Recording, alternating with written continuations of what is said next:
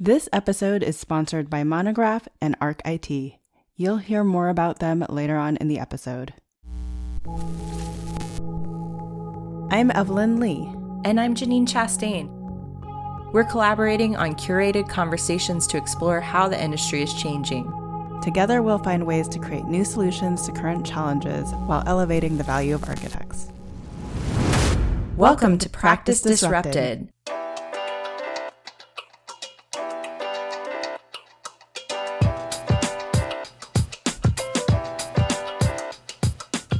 Hello, listeners. Hello, Janine. Hello, Evelyn. Hello, Disruptors. Today's episode is a case study of an architectural firm. I feel like there's been a longing to bring on more actual architecture firms onto our show. So here we go. But it's looking at a firm who's invested in experimenting and iterating with their business model to make improvements to their operations. And they are super entrepreneurial to the nth degree. So Rios was a featured speaker at Monograph's summer virtual conference Section Cut. And Evelyn, you actually attended their session and flagged this session as one of the talks you were really excited about. Tell us why you have had an eye on Rios. So I first learned about Rios through a presentation made at a conference. I can't remember exactly which conference, but at the time they were really talking about how they launched this store in concert with their firm. And it was really interesting to me because they were taking patterns that they found or patterns that emerged out of their architectural design and essentially putting it on textiles and housewares and selling it in a store that when they moved their firm became the first floor, like they dedicated the whole first floor to storefront. I also was on the AIA California board with Bob Hale, who's a partner at Rios. So, in all the conversations that I had with Bob on and off over the years, we never really talked about how Rios operates and functions as a firm. And it was really a wonderful surprise at Section Cut to hear from the new co-CEOs, Jessamine and Andy, about everything that they are doing. Literally, I think, Janine, you kind of said it, all the things that we talk about on Practice Disrupted, they're enabling in their practice. Rios is a design collective working beyond boundaries. Founded in 1985 as a multi-disciplinary design firm, the design studio has evolved to meet the changing needs of a changing world. Combined, their talents comprise a wide range of professional skills, including architecture, landscape architecture, urban planning, graphic, interior, exhibit, and product design. Based in Los Angeles, Rios works everywhere with transformative projects in San Francisco, Austin, San Diego, Sacramento, Puebla, Mexico, and beyond, applying a strong, interdisciplinary, collaborative approach to the design process, whether on projects within their office or in consultation with other design firms. Their projects are diverse, including municipal, corporate retail, hospitality, institutional, and residential commissions. Let's cut to the interview. I'm Jessamine Davis. I'm the co-CEO of Rios. I am the business partner here, so I focus on operations and strategy and things like that. And then this is my partner, Andy Lance. Hi, I'm Andy Lance. I am co-CEO and creative director. I focus on a lot of our architectural practice projects, everything from workplace to public space, and then everything in between. Could you guys, because not everyone who's listening on the podcast has heard of Rios, so I was hoping that maybe you could give us a high overview, what's the elevator pitch for Rios, and then maybe talk about how you believe you approach things differently from a practice operations standpoint. And I realize that's a two-part question, so why don't we start with the elevator pitch? Definitely. So, we're a 35-year young multidisciplinary firm here in Los Angeles. Our founder, Mark Rios, really pioneered multidisciplinary practice by kind of dual degreeing both in landscape architecture and architecture. And I thought, in the creation of Rios, brought with it this idea of a design vision that was collaborative across disciplines and gave people space to really break rules and shake away a lot of what they learn in school within their disciplines. We are I think as of today, 238 person strong firm across landscape architecture, interior design, environmental graphic design, placemaking, product design. We have it all underneath one roof. And so a lot of our success is really bringing different points of view to the table and a diversity in ways to address design challenges and turn them into awesome design solutions. So, from an operations standpoint, our firm is organized into 12 studios, which I think is not that uncommon, but each studio has 1 to 2 studio leaders, and some of them are fairly specifically set up. So they might, focus on one typology and all be architects. And then some of them are actually pretty interdisciplinary. It just depends on the studio. So we have an experiential design studio that is incredibly interdisciplinary. And sometimes those groups will be so successful that they end up, kind of going through mitosis. And then that is, so that's how we recently spawned a second residential architecture studio. Or, we have some studio leaders who are so entrepreneurial and passionate about the people they're developing that they will actually incubate other studios within their studios. And so we've got within our interior architecture studio is incubating a product design studio, and within one of our landscape architecture studios they're incubating an urban design studio. And so it kind of like it's very organic, I guess, and things just sort of grow and change pretty regularly. And generally what happens is we'll have some kind of entrepreneurial employee who will pitch an idea, and we'll tell them that's great and they'll go try it out.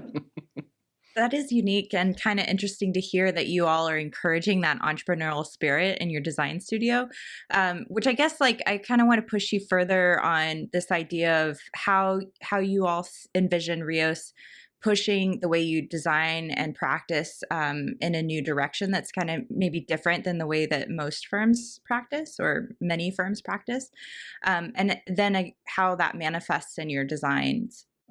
One of our tenets of design, we use the term audacity pretty frequently. We like to be audacious because it sort of is this kind of interesting moment of sitting on the precipice of either succeeding amazingly or failing miserably, right? And living an audacious life is actually an exciting one because it pushes you to take bigger risks, right? So when we're working, we're kind of looking for those audacious moments of bringing people together to talk big picture, to talk big idea, and using everybody's diverse points of view to really fuel a way to stand in contrast to what we would expect our competition to do.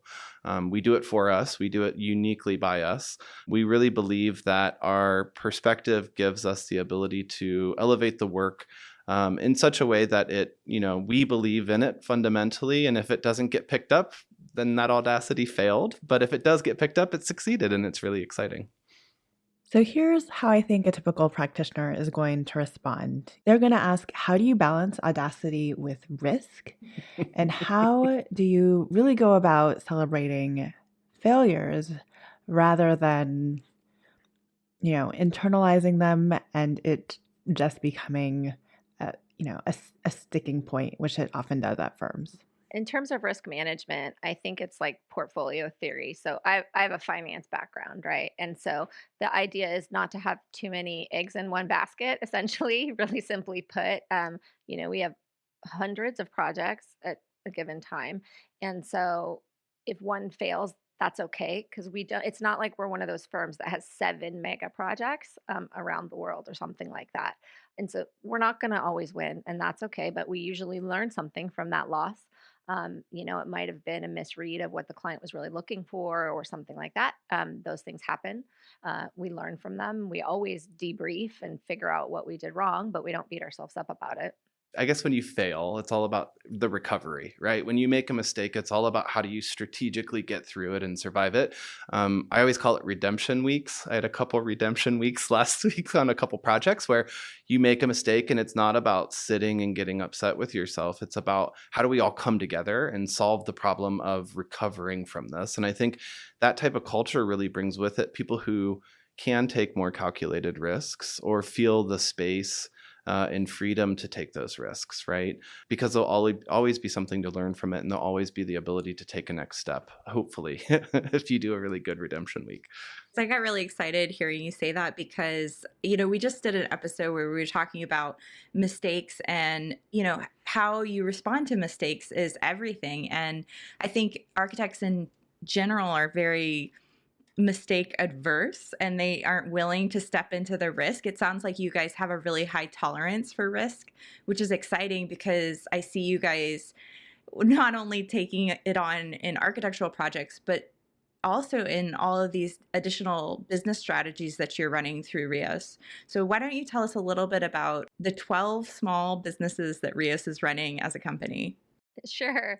So we have several, as I said, we have several studios. Some of them are very narrowly focused. Some of them are really super broad focused. We have one studio that their whole manifesto is to do the first of whatever. And so their projects really range and they're all super bizarre. But then sometimes they have to fill in with really practical stuff, right? So that's the less glamorous side, is you have to do 3 regular projects to fund this one super weird one. And then we have 2 studios that are focused exclusively on single family residential, which is a huge part of our practice that maybe is less well known. And then we have a couple studios focused on commercial architecture, but they, have some interdisciplinary components. They usually, what will end up happening is 2 of our studios often collaborate together. So a landscape studio might work with one of our commercial architecture studios or one of our residential studios on a project, so that it really helps the studios get to know each other across the office and kind of pair up. And then our experiential studio often works with the other studios, so that they might have an architectural component and then they'll get some kind of consulting on, and et cetera. We've got a studio focused on interior architecture and interior design. What am I missing? Oh, and obviously landscape. We have 4 studios focused on landscape architecture of different scales. I feel like the history of the firm, the background of some of your founding members, like having these multi-discipline backgrounds, like really drove this interest in having a cross-discipline practice. But can you talk to us a little bit about the driver to continue to push that from a business standpoint to actually intentionally be different than the typical architecture studio model? Yeah, totally. I think it's always really exciting when we bring new clients in, because they usually only know us for one thing, right? Oh, you do workplace. Oh, you do architecture. And then they come to the office and they're like, oh, holy crap, you do everything, right? And sometimes that's daunting for a client because they're like, you have too much, right? But it's also sometimes really good because it brings a different point of view for how to solve a problem.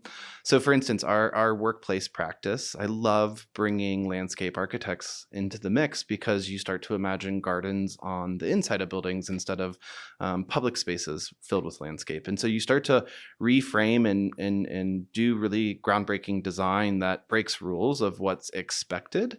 We don't just put wallpaper on walls. We actually think holistically about how to bring everybody to the table to make the best experiences. And so that is kind of the moment when you feel that it's thriving, is when you get the people at the table and you're having these amazing conversations that you're no longer talking about walls or elevators and stairs. You're talking about really comprehensive points of view and experiences in the built environment, which is awesome.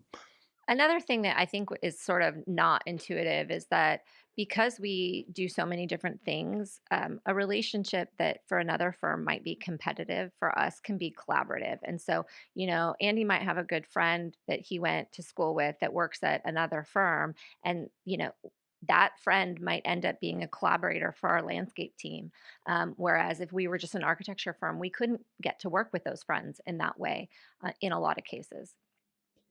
So, if I were to summarize how Rios operates, it seems like you are a collective of a lot of different businesses who happen to be drawn together through culture.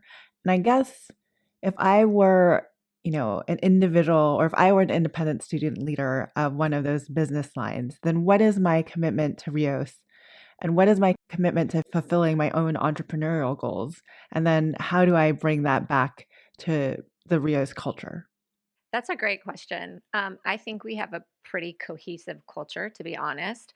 And it's a lot about being collaborative, being open minded, being joyous, as Andy said, being audacious. I think that the studio leaders are pretty tied in to the creative directors as well. And so, even though they're these distinct groups, we have dialogue between the studio directors and between the studio directors and creative directors on a really super regular basis. We hand projects across the office. We work on projects across the office.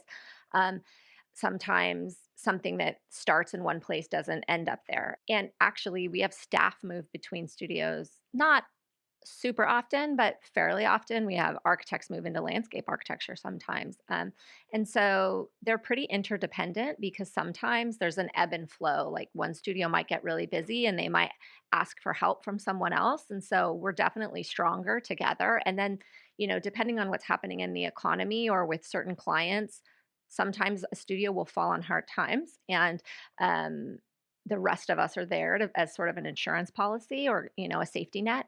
And when you imagine it in your head, it may appear to be like all these floating people working individually, but I think the verb that brings us together is this notion of agility, that we come together to work fast paced and to think about big ideas.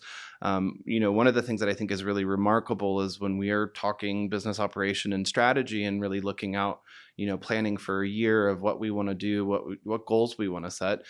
That's not happening exclusively at the partner level. That's being shared across the studios and across the office, to really advocate for sort of radical participation, is a term that we use pretty frequently, of getting everybody involved to participate in working together. So, when you start out talking about these different businesses, our studios aren't as individual as one would seem. They're much more interconnected, and tied into tons of conversations, lots and lots of meetings, sadly, to make everything go right.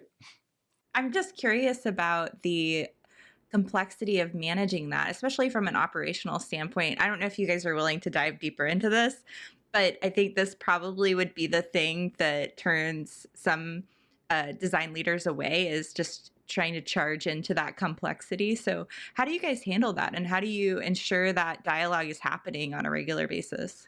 Okay, that's a big question. All right, I'm gonna nerd out for you.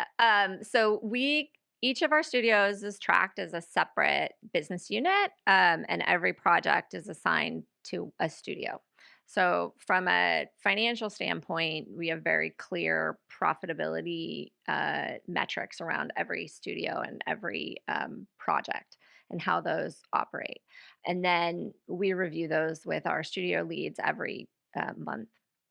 So they know exactly how they're doing, and they each have their own budgets for the year and staffing plans. They set out at the beginning of the year what they think their year is going to look like and what their goals are. And then we meet, we have several different meetings. And as Andy alluded to, it requires over communication, to be honest with you. And even when you think, we're meeting on Monday about this, we're meeting on Wednesday about that, and we're meeting on Thursday about this other thing, which is a regular weekly situation, we still missed somebody and we still dropped the ball on something. So there's, it just takes a ton of effort and a ton of communication. And then also a lot of visual communication. We have tons of information that is transmitted and available via various platforms. I think the other thing we started this year, let's celebrate our job titles, co-CEO. I think it's really interesting to take the format of a co-CEO relationship, because there's a lot of times where you can talk big ideas, but then getting to implementation is really hard, especially as the people in the room grow greater and greater and greater. You're much more slow moving at getting things actually to be implemented. So, the co-CEO structure that we work within is significant to really holding us accountable at implementing a lot of what we talk about from a strategy perspective, or invested time in meeting with every studio director to go over, monthly financials, setting, annual budgets and goals, understanding how to build staffing forecasts for every studio based on their project load. So it's a really interesting structure that Jess and I get to share to try to be the ones who have to show up and get us across the finish line in most cases. So really interesting. Yeah, I was really intrigued by your co-leadership model. That is noticeable, especially from a leadership standpoint. I think it's interesting that you guys have chosen that co-partnership model, which I think a lot of firms could learn from. I think it's super helpful for us because my background and training is in, business management. And so I try to do all the meeting on about financial planning and project loads and staffing and budgets and all that kind of stuff. But I'm not very inspiring when it comes to design discussions. So Andy's much better at that than I am, and he really leads us through design excellence and inspiring people in terms of where we're going. And I try to be sort of more of the implementation arm, I guess, of the nuts and bolts of things. Takes a lot of self-awareness and humility. A lot of humility. Let's take a break from this conversation to talk about our sponsor of this episode, Monograph. We're proud to partner with Monograph because they are helping to transform the practice of architecture, one design studio at a time. Tired of using dated and clunky software to manage your firm? Or do you feel frustrated wrangling all of your spreadsheets to get a clear view of where your project stands today? Monograph is here to help. Designed by architects for architects, Monograph allows you to track your time, your projects, and your budgets in real time. With their awesome Money Gantt, you can immediately understand project performance across your entire firm portfolio. Need to adjust your projects week to week? Their new tool, Resource, allows you to reallocate your team's time and track its impact on your remaining budget. Be proactive with Monograph. Jessamine, I would love to dig a little bit deeper into your background and talk about your journey to an architecture firm, because Rios is the first firm that you've come to work with through Not Neutral and worked in, and you seem extremely happy to be here. But I would like to hear a little bit more about your thought process when being approached, given your finance background. Why would you come to an architecture firm? Oh, it's such a good story too. So I spent like a decade in private equity before I came and worked here. And I worked with a bajillion different kinds of companies, which is the fun part about working in private equity. And I was a strategy consultant before that. So I worked with a whole bunch of different kinds of companies then. Which is a great training because you can kind of be like, I can figure this out no matter what this is. But my family background is much more creative. My mom's an artist, and I was raised in an art gallery and, kind of cut my teeth on Architectural Digest as a child. And beauty and aesthetic appreciation has been a huge part of my family culture my whole life. And I was sort of at a crossroads in my personal orientation towards work at, I don't know how old I was. And it was over a holiday break. And I sat down with my husband and I was like, I feel like I need to go to architecture school. And he said, I think you're crazy because you're going to be 100 years old before you can practice. So we have children and this is a super bad idea. I was like, I really feel like I need to change my career. And I kid you not, a month later, I got approached about this job. So it was not a hard sell for me in any way. I was very, very excited. Well, that sounds like pure kismet there. Was there any connection back to Rios at all? Or was it purely that you just sent out feelers to your network and let people know you were looking and you just happened to land in this space? Yep.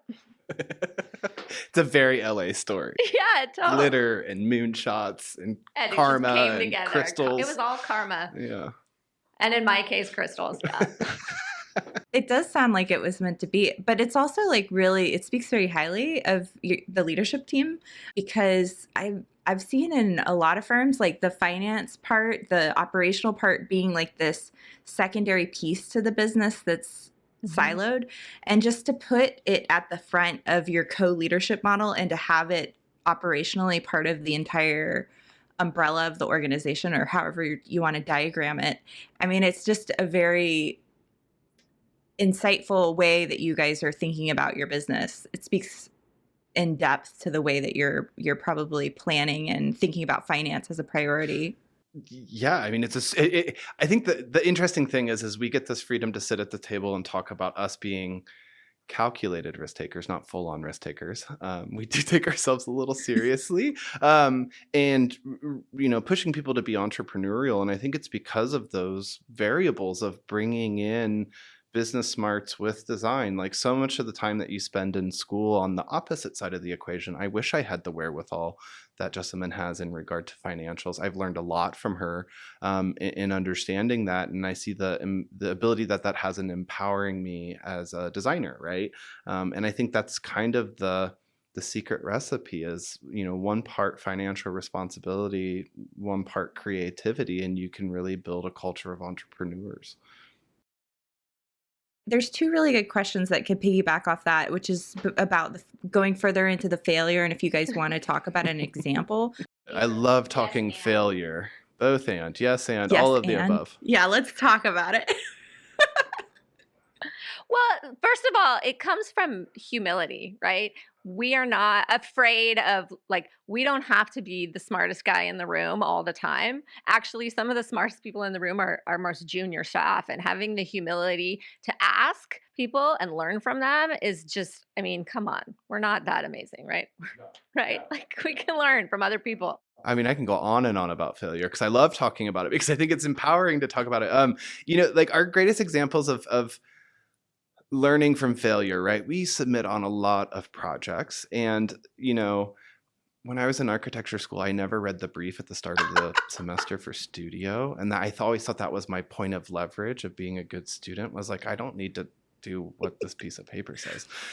There's a lot of times where we get like an RFP and we read it very fast and we're like, they want more than this. They definitely need a 10-year vision plan on this. And they don't not only need architecture, they need every discipline associated, right? So there's a lot of times, that we go into the pursuit of gigs with kind of everything on the table. We want to put our best foot forward. We want to, that same audacity we work with internally in our culture is something we love to bring to clients and find really great partnerships with. But we don't win everything that we put out there, right? There's some tremendous failures where we don't read between the lines, or we get overexcited about what we get to present, all those type of things. But, when those situations work, one great example, we worked with the Trail Foundation in Austin, Texas, on a competition for Lady Bird Lake underneath the First Street Bridge. It's called the Drake Bridge Project. And, we went into that with this monstrous idea of building a floating dock that could hold 750 to 1,500 people. For people who didn't want to buy tickets to ACL, they could watch ACL across the river from downtown and listen. Really cool project. The idea was that the dock would be a visual registry for how high the water levels were. Lady Bird Lake is it's a dammed river system, and so when things are bad, the water is high. And how do you actually turn design into something that marks that? We went into this pitch with a wild idea and they loved us, right? And so that's where that failure was a great success. We were still the same people, not reading the brief extensively and trying to show them something greater than what they needed. But I think that's who we are. That's the spirit of us, is really believing in the power of design to do more than what somebody thinks it should do. Tell her about your inflatables. Oh boy. Here's a good one. If you spend 2 weeks with me here at Rios, you know that there was probably a good decade where every project I was like, wait, can there be an inflatable in this? And everybody's like, no, Andy, don't put an inflatable in this. We did a project. I don't know if I can I don't know if I can talk about it, but it was for a well-known city here in Los Angeles, for a gateway competition. And we thought we were the shining star in submitting. We were the perfect LA fit for this project. This project was written for us, right? And we went in super geeked out. It was, during COVID. We were learning a lot about what public space could be, what 21st century, it actually felt like the start of the 21st century with the pandemic, of really redefining and reframing a lot of challenges that we had to think through again. And so we proposed this crazy idea of elevating giant inflatables 300 feet in the air at 3 intersections in the city here in Los Angeles, with Twitch live streaming from above and every form of projection and exclusivity for artist engagement. And in the end, They didn't it agree. They did not agree. It failed. I mean, coolest project ever. Would have been amazing. I don't know how to tether down an inflatable. Look, there's a lot of question marks there. There's a big risk associated to that. If you've ever seen the Macy's Day Parade, there's always that one incident where somebody on the ground lets go of their string and chaos ensues. I think we would have solved the problem long term if we had gotten the project.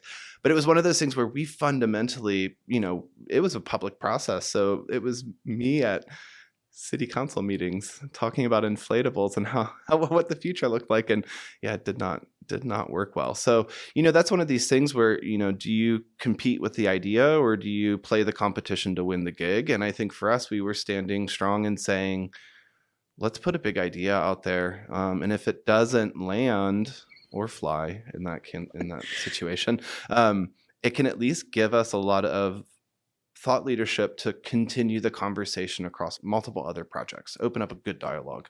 How would your firm be unique in response to when somebody does something wrong? Because I feel like so much growth in architecture firms is stifled from the younger generation's inability to want to take any chances.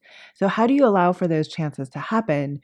And more importantly, how do you respond when they go wrong? Yeah. I think this is where a lot of this notion of not beating someone up for failing, in the sense of okay, I forgot to do something. I'm in construction. I totally forgot to detail and show you how to build half this project or something. I don't know if that's ever happened, but hypothetically, a lot of people hide in those situations. They figure they have to not disclose it to protect themselves, and they try to sort of figure it out. But I think in those situations, because we have so many projects that go from concept to construction, you have to learn really quickly that the easiest way to handle a quote unquote failure in regard to letting a client down or making an error in decision making is addressing it up front. I think this goes back to Redemption Week, #Redemption Week, is what are you doing to bring the team together to solve the problem? How can you be a mediator of bringing people together, opening up the dialogue, admitting error, but showing a path forward? I think those situations are very powerful for all of us. And I think it's, a lot of that stuff happens during construction that changes people forever. It gets them to realize that if you hide behind your error, you kind of can't solve it, right? And so I think that's where we try to lead by example. I make mistakes constantly. My emails, I usually have a couple words misspelled, or my team's messages are even worse. And so recovering from that publicly, even the smallest scale error, shows people that you shouldn't hide behind it. You should sort of be upfront and celebrate it. We're all human. So Yeah, I mean, any of us who have a more, if you've ever had an authoritarian parent, right? You see those kids who come, who are so afraid of failure that they can't take risks, right?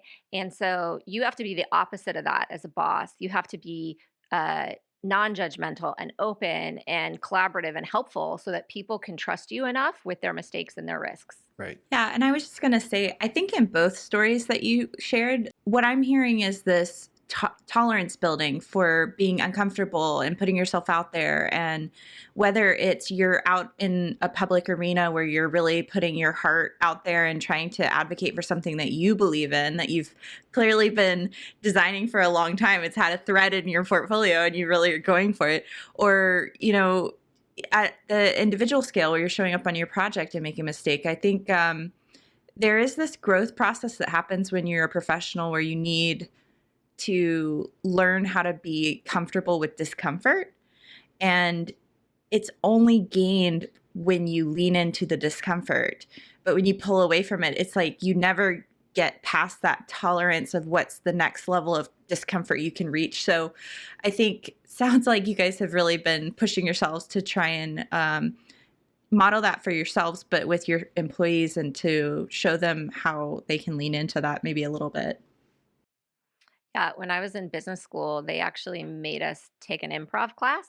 Um, for that exact reason, right? Is to be able to think on your feet and be uncomfortable in front of other people, which, if you're an actor, that's probably okay with you. But for us finance nerds, it's really not. And so getting to that place, but to your point, it's you have to have a job or some kind of training or something that pushes you through that. And then you just know, I trust myself and I'm going to be okay, whatever that situation is. If there's any recorded footage of you at improv school, I will pay whatever amount of money I can to find that and get my hands on that. But I do think it's really hard. I mean, definitely like for someone who has a finance mind where it's like numbers have right answers. And the same thing for architects who might be very technically minded and or very strong advocates for design where there are right answers and there are wrong answers. Like it can feel really uncomfortable, like feeling like you got it wrong. But I think that, I just think that it's a process of like evolving over time and not always just showing up with the right answer on the first try. No, I think that sometimes there's more than one right answer too, right? Right, exactly. I think there's always more than one right answer. I would really like to go back to this idea of professional development and growing people over time. I think you guys are laying this incredible foundation for growth at your firm. Why don't you talk to us about how, for instance, Andy, you've had what I would say is a decently long career at a single architecture firm, especially if you look at how often people tend to switch between them. So, what was that experience like for you personally?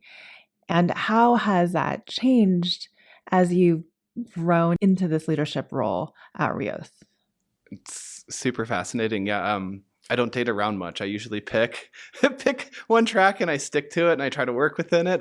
It's super exciting. This December celebrates a decade at Rios, which is pretty remarkable. I started as a designer, coming out of the recession from grad school, hot mess. Probably had two outfits that kind of looked professional, and over that decade, I've really grown in an amazing way. This company and Mark Rios have really given me that ability to, my whole career here, take risks, pitch wild ideas, try new things, push the boundary, both in operations, but also in the work that we're doing. And I think, it may be atypical to not jump around, but when something's so good, it's really easy to sort of grow roots within it and help build it and turn it into something really remarkable. You know, in my experience here over the past 10 years, I think it's really important to pay attention to all levels of staff.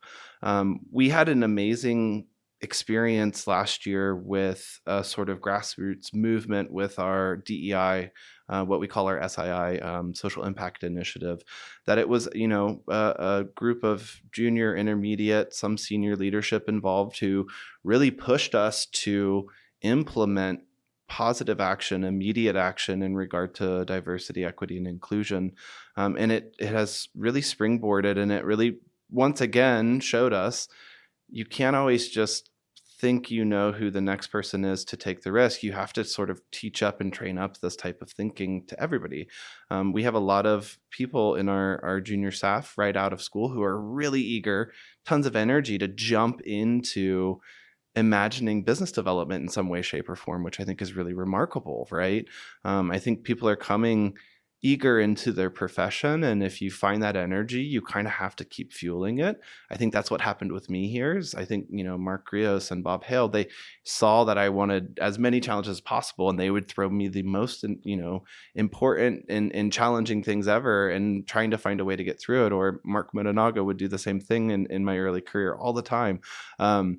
So I think it's one of these things where you have to pay attention to everybody across the office, and you have to find people and you have to challenge them. Yet I think as Jessamine put it earlier today when we were talking, what's their superpower and how do you not do everything, but how do you do your best, right? And how do you put passion in that best? Just to add to that a little bit, we have, this year we've put in place a more diverse set of job titles, which to Andy's point is a way for us to celebrate what, someone's kind of superpower is. And so we have some people who really want to build their career along a single track, whether that's design excellence or technical leadership or, I don't know what, or There's some people who are more those entrepreneurs, and they're going to be studio leaders, and they're going to be doing business development, and they're not freaked out by the numbers. And, everybody's a little different that way. And so we try to make it so that people have various paths, and sometimes they change over time, where they can build their career. And the other thing that we really did learn during the pandemic, to Andy's point, was to build relationships across the levels of the office. There's so much energy in our junior staff. And it's been really lovely to get to work with them on different initiatives and build these relationships with people that I otherwise wouldn't work with on a daily basis. And so we're building business development teams across different geographies, and many of those include some very junior staff. They've got amazing ideas, and they've got great friends from school that they can talk to, and competitions they want to go after. And it's just been really fun to harness. So within that structure, you also have a unique leadership group where you actually bring in your junior staff to have a voice at the table. Can you talk a little bit about that and how it came about? Sure. So we have this thing that we call our management committee. And committee is a kind of dry word, but it rotates every 9 months, which is also a bizarre term. I'm getting used to it. I'm getting used to these. Uncomfortable. You have to be uncomfortable. It's all uncomfortable. So we have this management committee. They meet with Andy and I to discuss real business issues, HR issues, strategic planning, business development, all kinds of stuff. And it's made up of, again, it rotates every few months, and it's made up of different people across the office. We try to have diverse studio representation and diverse leveling, and it gives us a chance to really get to know people and how they would operate as business leaders. And we're trying to kind of suss out if they're more of a specialist kind of person and what their perspective is, or if they're more of a business person and they want to grow in that way. And it just really helps us get to know. There's so many people in our office and that have really amazing talents, and it takes work to get to know them on an individual basis and what those talents are and how to really tune things to make it sing. Is this a voluntold type of position or an I volunteer for this type of position? How do you guys do that rotation? Hunger Games. No, We draw names out of a fishbowl at a Monday meeting. no, it's more of a nominating process. Yeah, nomination. It's an honor. Yeah. I mean, it's a really amazing. I'm going to keep up with the Hunger Game terminology. It's a good arena, the management committee, because you have a lot of challenging things day to day. Like I think Jessamine and I wake up with our other partners every day, and every day there's something new, right? Just when you thought the day was gonna end, 5:45, something happens. You're like, oh, we all got to get on the phone. We have to talk about this, right? So it's really amazing to give people a place to feel that energy, right? That need to solve a problem pretty quickly and to be strategic about it and to understand, multiple perspectives, to talk it out, to not be afraid to say things that you may want to hold in. So it's the management committee, it needs a more exciting name, is a really great venue for people to sort of feel, for lack of a better term, the burden of what a day-to-day business ownership feels like, right? So it's interesting. So I have a final question that wasn't necessarily on our prep sheet, but given everything that you've told us today and that you've shared, my question is what is next for Rios? Do you have any big ideas? Are you willing to share? One of the things that Rios, probably the DNA of the firm, is that it's always changing. Mark Rios has this amazing talk he gave our office once where he talks about the individuals who work here as a school of fish, right? We're kind of going together, but we're still individuals, and it's moving, and it's not an object. It's definitely a moving, growing, organic entity. And so heading into the pandemic, that was definitely an asset that we had.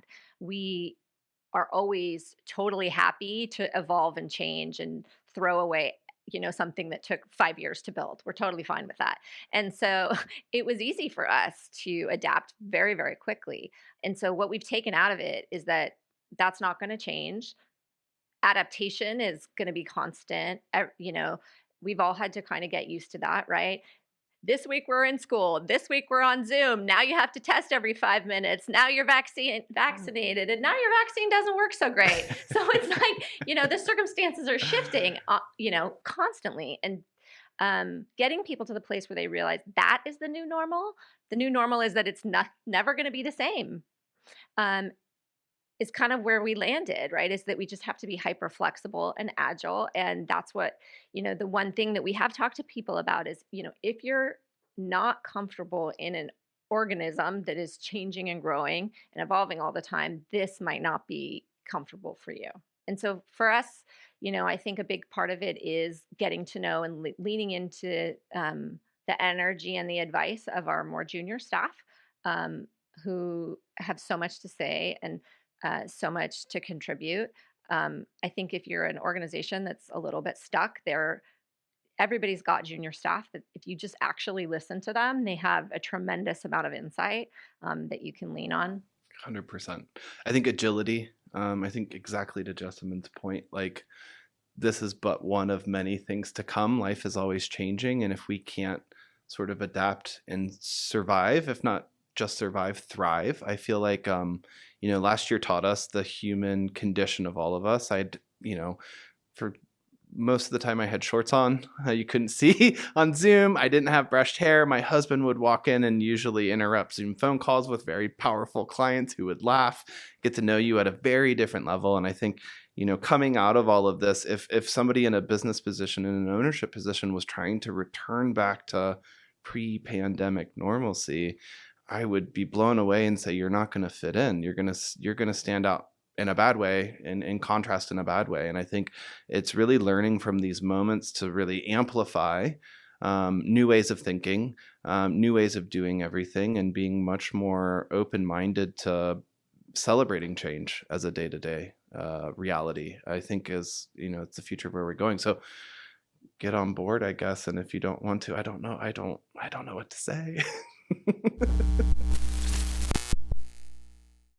Before we get into our closing thoughts today, we wanted to share some info that we recently learned from the team at ArcIT. Our friends at ArcIT are helping architecture firms with their technology solutions, including fighting back against ransomware and cybersecurity attacks. They recently told us about one San Francisco-based design firm they help who had 3 ransomware attacks in a span of 6 months. Their latest hit took their generic IT provider over 7 days to recover the data. Yikes. Imagine not having access to your project data for over 7 days. For a mid-sized firm of 40 people, that's a lot of people not having the ability to do work on their projects. Cyber attacks are a growing challenge in the hybrid world, and they are costly. The firm leadership estimated that the pure financial cost of the business was just over $100K, not accounting for the tremendous mental pressure the team experienced during the attack and subsequent recovery. However, it's important to mention that proactive architecture firms can get ahead of these type of technology threats. As you consider your technology infrastructure needs for your business, be sure to check out ArcIT. They're a trusted IT provider who is in the business of helping architecture firms, and they offer tailored solutions for design studios, small, mid-size, and large. ArcIT is offering a free 15-minute cybersecurity assessment to help you determine how secure your business is. During the assessment, ArcIT will help you identify your top 3 highest risk areas in your business. Speaking of risks, ArcIT is also sharing some helpful tips with Practice Disrupted listeners that you can implement tomorrow to ensure your business is secure from cybersecurity threats. Their latest tip is to use different passwords for every service and use a password manager such as LastPass to keep track of them. Tune in next week to hear the next tip from ArcIT. To take your security solutions further, contact ArcIT at www.getarcit.com/PD to set up your free 15-minute cybersecurity assessment, or speak to them about custom solutions for your design firm. We kicked off the intro with the show and mentioned that I kind of have a history with Rios. I would love to get your fresh take on what they're doing as a firm and how you felt after you left that conversation with them. Yeah, I think you heard it at the end of the interview, but basically I just was really happy to discover a firm that's doing a lot of the things that we talk about on the show. It's rewarding to actually bring on a firm that's implementing some of the ideas that we're talking about, because I know that in some cases these ideas can be abstract and some firms might feel like they're applying them for the first time, but Rios is actually applying a lot of these ideas all at the same time and having success in implementing them. So I feel like this was a really good score to have them on the show. Yeah, no, like I said, I was just so surprised I hadn't investigated them deeper. I hadn't known about them deeper until I saw them on Section Cut. And we'll actually put the link to the Section Cut replay down in the show notes so our listeners can check them out. What was interesting to me was just how many different business lines that they have going in their firm and how they're truly embracing the entrepreneurial spirit and even encouraging it within was really actually interesting to me. Yeah, and I think that is something that has been with the firm for a long time. And so when they hit the pandemic, it basically, because they have that entrepreneurial spirit and they embrace some of those values, it enabled them to more willingly make adjustments and shift their business model to best support the firm through the pandemic, and now even reconsidering where they go after. So it's a great case study in terms of flexibility and adaptability and resiliency in terms of adjusting your business model over time. And I also like this model of like the co-CEO and the co-leading. They're definitely not the only ones out there.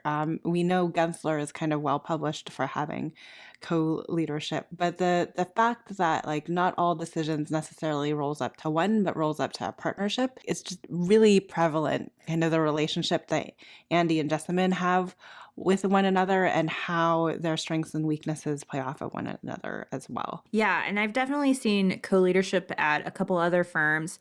I think it is a really strong model and has pros and cons to it, but certainly a pro is that you are not, as a leader, holding all of the decisions. You are able to work with somebody who understands and might actually complement your strengths or weaknesses in order to make decisions together.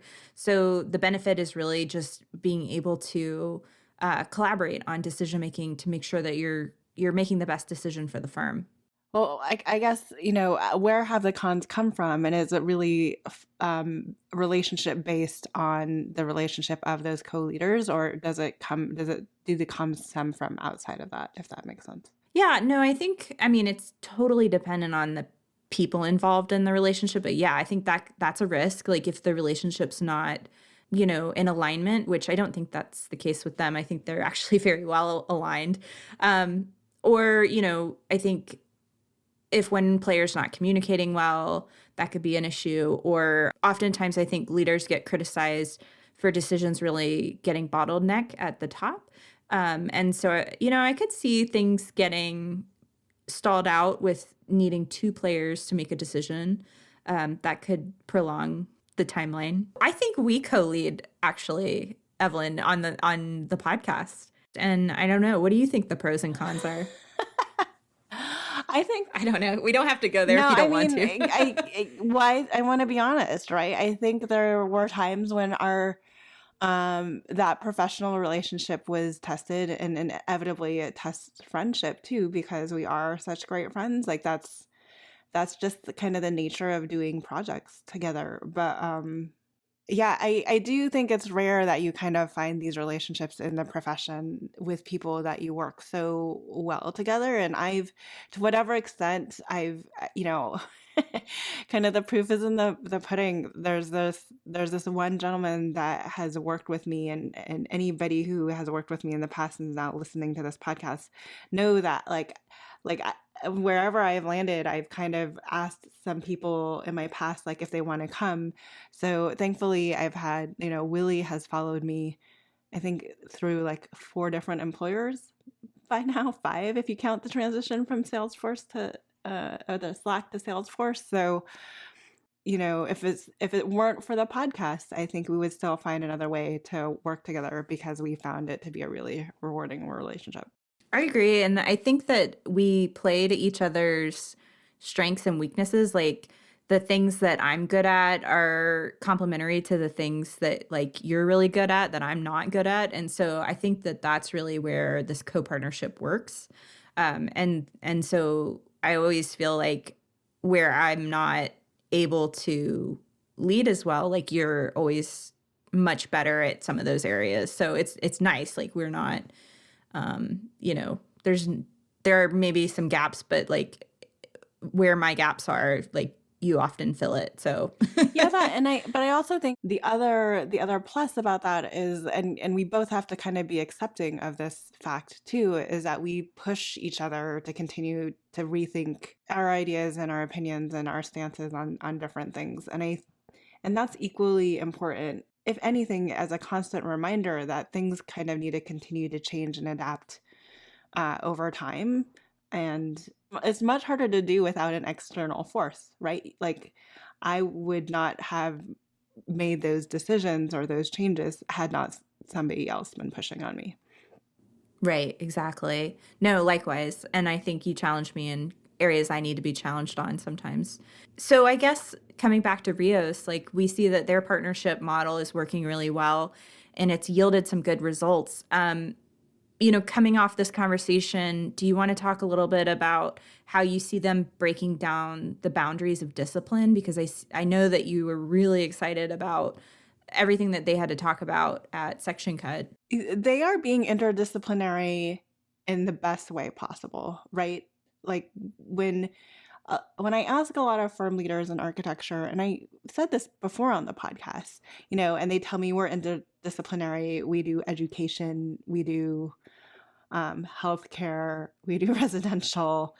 It's all the same service in different market sectors. I personally do not consider that interdisciplinary. I've been referring so many people to Rios, by the way, because they're like, oh, we're going all remote. And I was like, it doesn't matter where you're working. Send in your... But even if you like go to Rios and you look at their careers website and you look at who they are hiring for, just the type of projects that they're pursuing, like they're really being interdisciplinary. They are constantly seeking new business models. I think not neutral is a very tangible outcome of that. Right? It's a product line that has completely spun out and it's gone through a few pivots on its own.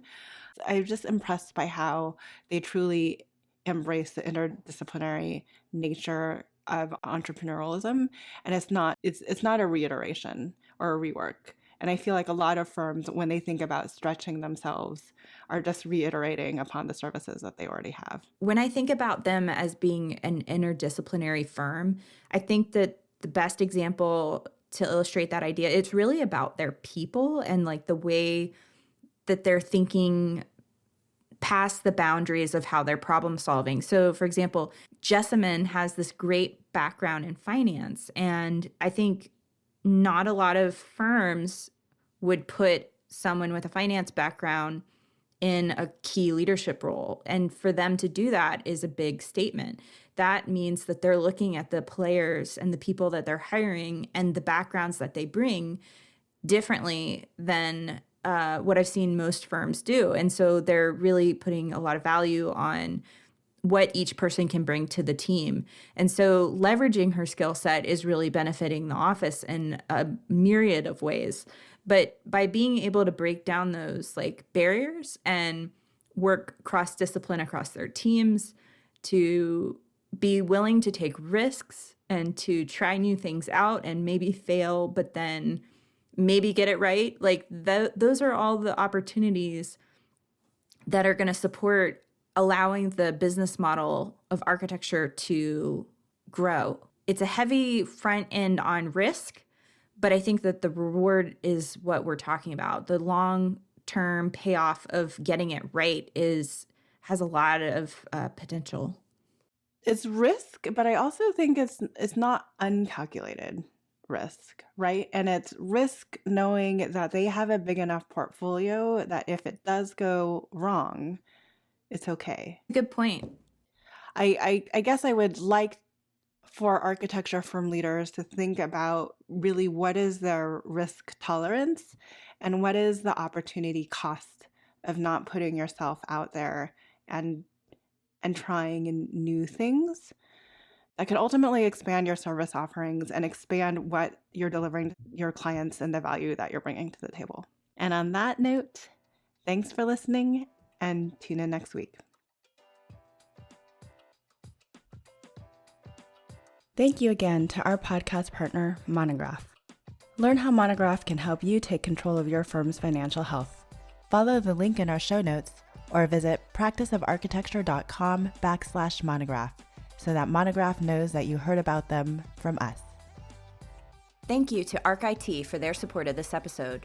Don't forget to visit getarcit.com/PD to set up your free 15-minute cybersecurity assessment or custom solutions for your design firm. Thanks for joining us on Practice Disrupted, a podcast by Practice of Architecture. You can find all of our past episodes by visiting practiceofarchitecture.com/podcast. You can also get involved with our growing community. Find us on social media at Practice of ARCH. And you can join us in the POA Lab. You can apply to be a part of the Practice of Architecture Lab by visiting practiceofarchitecture.com/lab, where you will have more opportunities to interact with us and all of our podcast guests. This show is part of Gable Media. You can learn more about all of the podcast and video content connected to this community by visiting gablmedia.com. Don't forget to share with your friends and feel free to let us know what other topics or speakers you're interested in hearing about.